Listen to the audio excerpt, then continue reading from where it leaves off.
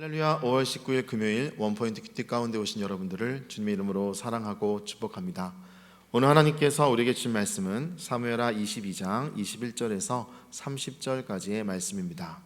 사무엘하 22장 21절에서 30절까지의 말씀 다 같이 한 목소리로 읽도록 하겠습니다. 여호와께서 내 공의를 따라 상 주시며 내 손의 깨끗함을 따라 갚으셨으니 이는 내가 여호와의 도를 지키고 악을 행함으로 내 하나님을 떠나지 아니하였으며 그의 모든 법도를 내 앞에 두고 그의 규례를 버리지 아니하였음이로다. 내가 또 그의 앞에 완전하여 스스로 지켜 죄악을 피하였나니 그러므로 여호와께서 내 의대로 그의 눈앞에서 내 깨끗한 대로 내게 갚으셨도다. 자비한 자에게는 주의 자비하심을 나타내시며 완전한 자에게는 주의 완전하심을 보이시며 깨끗한 자에게는 주의 깨끗하심을 보이시며 사악한 자에게는 주의 거스르심을 보이시리이다. 주께서 곤고한 백성은 구원하시고 교만한 자를 살피사 낮추시리이다. 여호와여, 주는 나의 등불이시니 여호와께서 나의 어둠을 밝히시리이다. 내가 주를 의뢰하고 적진으로 달리며 내 하나님을 의지하고 성벽을 뛰어넘나이다. 아멘. 이 시간 공의를 따라 살라라는 제목으로 담임 목사님께서 큐티 인도해 주시겠습니다. 할렐루야. 네, 오늘 금요일을 맞이하면서 여러분 오늘 표제의 말씀처럼 공의를 따라 사시기를 바랍니다. 하나님은 공의와 사랑의 완벽한 균형이 있는 분이셔요. 그래서 우리가 이 세상의 기준을 상실할 때 여호와께로 돌아가면 기준을 발견하게 돼요. 참 이것이 놀라운 일입니다. 아마 유럽은 파운드와 미국은 달러와 이렇게 러시아는 루브라, 중국은 위안화, 엔화 이렇게 일본 쓰기도 하면서 서로 기척통화 경쟁을 하죠. 어느 것이 기준이 되느냐에 따라서 그 나라가 세계의 중심이 됩니다.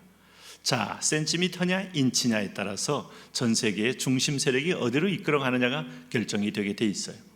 그래서 간혹 미국의 이 계량형과 유럽의 계량이 맞지 않아서 유럽인 계량형을 가지고 대입했다가 큰 대형 사고가 나는 경우가 들어 있습니다.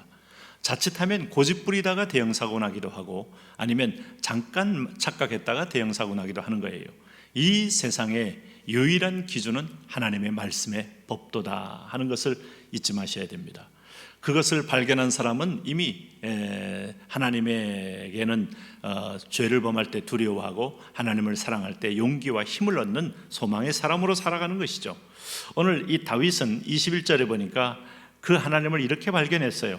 여호와께서 내 공의를 따라 상 주시며 내 손의 깨끗함을 따라 갚으셨다.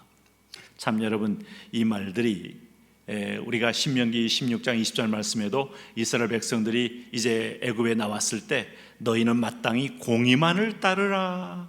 그리하면 내가 살겠다. 하나님이 공의, 내 하나님 여호와께서 내게 주시는 땅을 차지하리라, 이런 약속을 해줬다는 말씀입니다. 놀랍지 않습니까?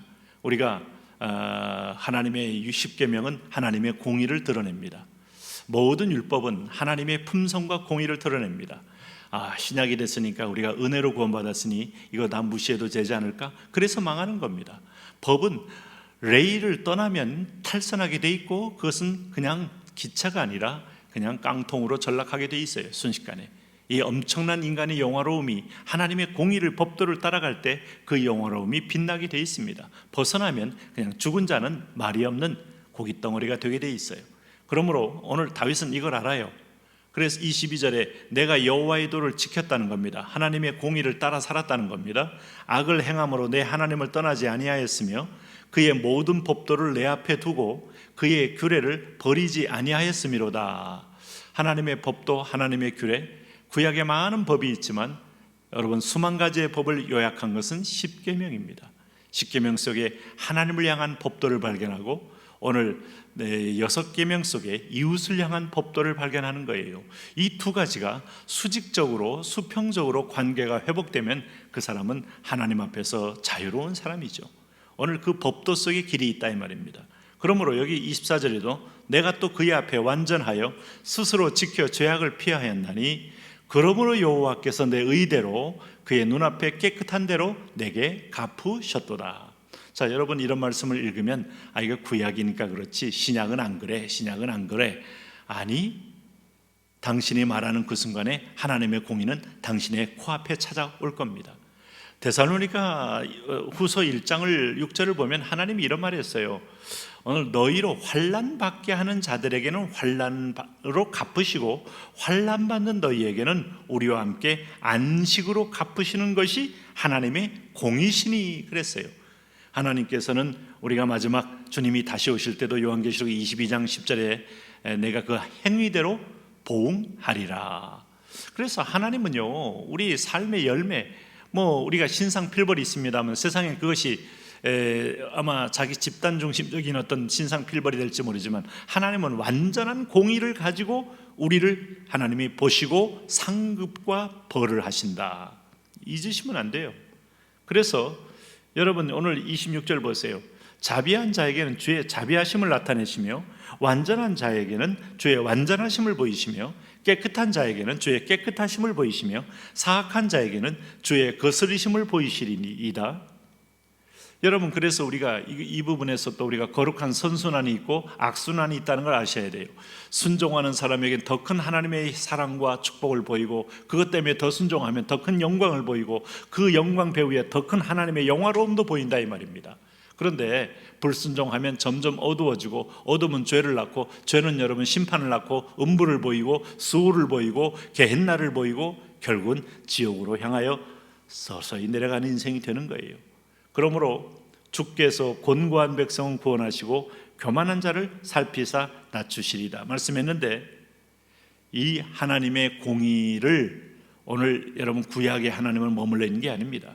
우리의 구원은 예수님이 대신 공의를 지셨기에 오늘 구원이 받았지만, 구원받은 백성들이 하나님의 은혜를 무시하고 값싸게 여길 때 여러분 이스라엘 백성들이 만나를 이 박한 식물을 싫어하노라, 그 예수님이었어요. 생명줄이었어요. 하루하루 먹고 사는 삶의 근원이었어요. 이걸 무시할 때 하나님 만나 끊어버립니다. 더 이상 먹을 이유가 없게 만듭니다. 오늘 그리스도를 무시하고 그리스도를 조롱하고 그리스도를 피와 십자가를 무시하는 자에게 구원 없습니다.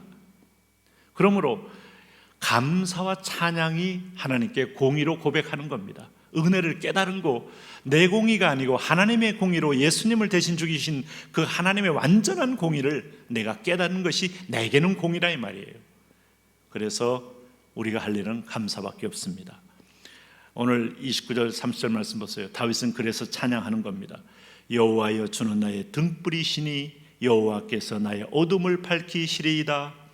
내가 주를 의뢰하고 적진으로 달리며 내 하나님을 의지하고 성벽을 뛰어넘나이다. 이 세상의 어떤 사망의 세력이나 불의의 세력도 하나님의 공의로 이미 이겼기 때문에 나는 그 은혜를 깨닫고 담대하게 나가서 그 세력을 깨고 오늘 여호와 니시의 깃발을 꽂는다 이 말입니다. 오늘도 승리하는 삶, 공의를 무서워하며 공의를 따르며 공의의 법도 위에 서서 인생이 시온의 대로가 열리는 삶 되기를 축복합니다. 하나님, 그런 인생 되게 하여 주시고 그런 삶을 살게 하여 주옵소서. 예수님 이름으로 기도합니다.